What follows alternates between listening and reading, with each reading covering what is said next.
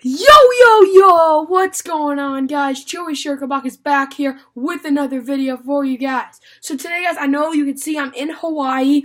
And as I said, I return August 5th. I'm going to California for a few days on my way back, but I will be back, as I said, on August 5th. I get in late that night.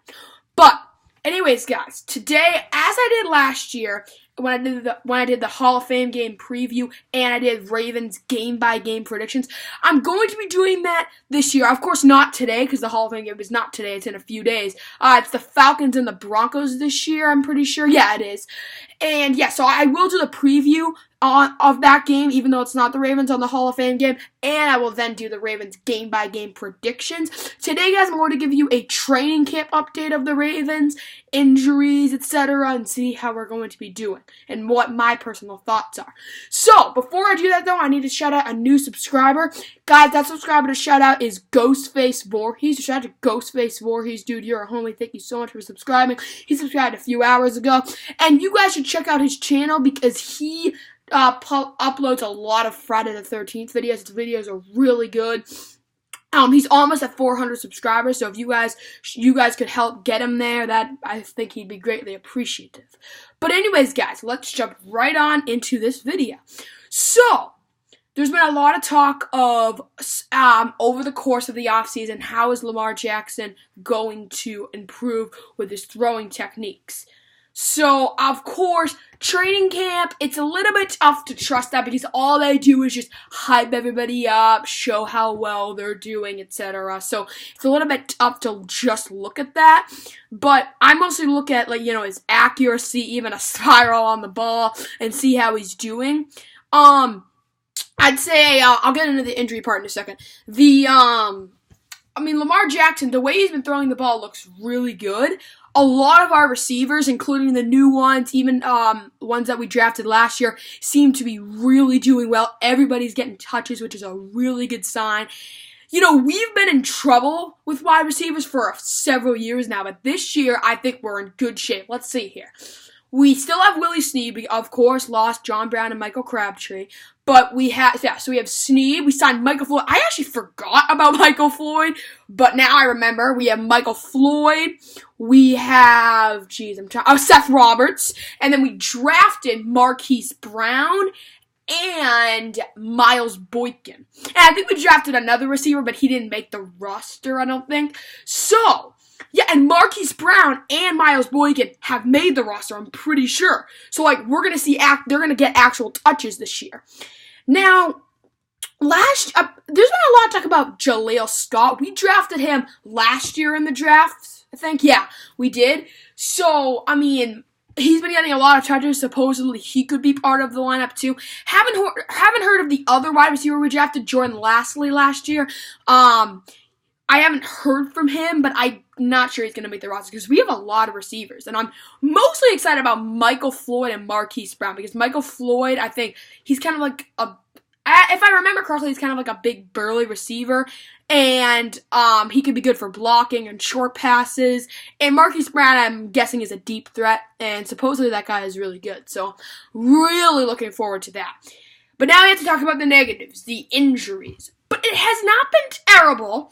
But I would have been a lot more happy about it if I made this video 2 days ago, because just yesterday, RG3 suffered a thumb injury, and I think it's fairly significant. It looks like he fractured some bone in his thumb, and it's on his throwing hand. Looks like he's going to be out for 4 to 8 weeks, so I think, obviously, looks like he's going to miss the preseason, and he'll probably miss a few of the regular season games, too. So, this is where the talk comes in. So, RG3, I actually like him as a backup QB. I actually think last year, whenever we needed to put him in, I thought he actually was pretty good. I thought he did pretty well. But, when it comes to backup and always being there, he's not going to be there for the first several games. So that leaves the door open for another QB who we drafted, Trace McSorley. He's the only other QB that we have on the roster. a lot of rumors are saying we're going to sign another QB to hold us over, which would make sense, I'd say, because I think you need 3 QBs to be safe, because the second one easily gets hurt, can easily get hurt too, or whatever. But hopefully Lamar Jackson can stop taking hits, and he shouldn't get hurt that much. He doesn't really get hurt much, but he just he kind of scares me when he carries the ball. He needs to be a little bit more cautious, I think. But Trace McSorley is the backup as of now. A lot of people are hinting that we're going to sign Colin Kaepernick. Now, we had been debating that maybe not quite a few years ago, maybe like a year or two ago. We were strongly considering Colin Kaepernick, but it never pulled through, and it always fell apart, and we never ended up doing it. I'd say, now here's another thing. Including RG3, all of our QBs are mobile. I don't know much about Trace McSorley at all, but he supposedly is a really mobile QB too. So we signed Colin Kaepernick. He's a mobile QB also. So we can just dominate the mobility in the running game, but we also need to be able to throw it too. I personally don't like Colin Kaepernick that much. He's kind of a hot shot, and he's not even that good, but I'll take it, really, because we could really use the mobility. We could have several QBs in on one play, so that could really work well. So, it's all up in the air, but as of right now, Trace McSorley is the backup QB because RG3 is hurt. But I think once RG3 comes back, he'll probably earn the spot back unless Trace McSorley has to come in because Jackson got hurt and he's all of a sudden, really good, So, that is going to be the case for now. Defense, I haven't heard. Oh, actually, I have. And I forgot to say this about Marquise Brown. They did get hurt, I think, a little bit, but we're all in good news because they passed their conditioning test, their physical, whatever the heck they call that thing. Marquise Brown and Michael Pierce, that are defensive tackle, both of them passed their physicals or conditioning tests or whatever, so I think that they are set to play. I think everything's all cool.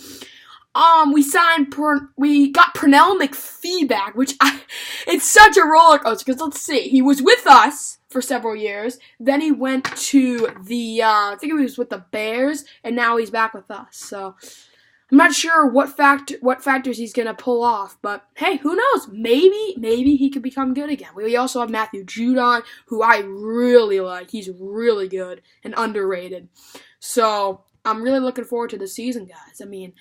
Sure, we lost C.J. Mosley, but we have Kenny Young to take his place.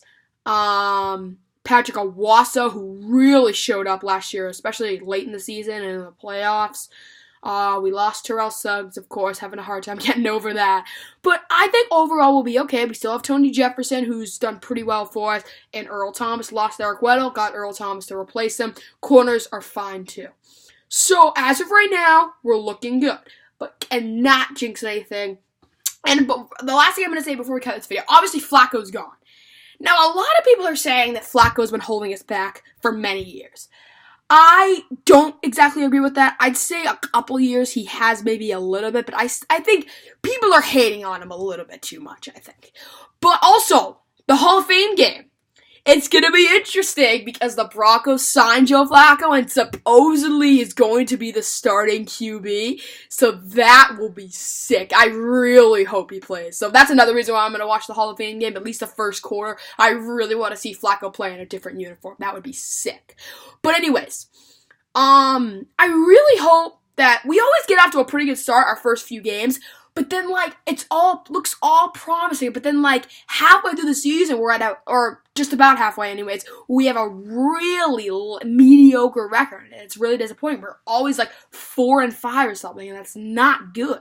We always end up with a disappointing record. And then, after our bye week, we always go on a red-hot streak. But I'm hoping that we can stay good this year and not have this really mediocre streak. Obviously, we're going to have probably some cold points. But I'm hoping that we can stay relatively consistently good throughout the season. So, guys, that is going to do it for this video. Hope you all enjoyed it. If you did, please be sure to drop a like on the video and subscribe to the channel if you are new. And I am out. I will see you guys on the first day of August for my Hall of Fame game preview and the Ravens game by game predictions. Thanks so much, guys.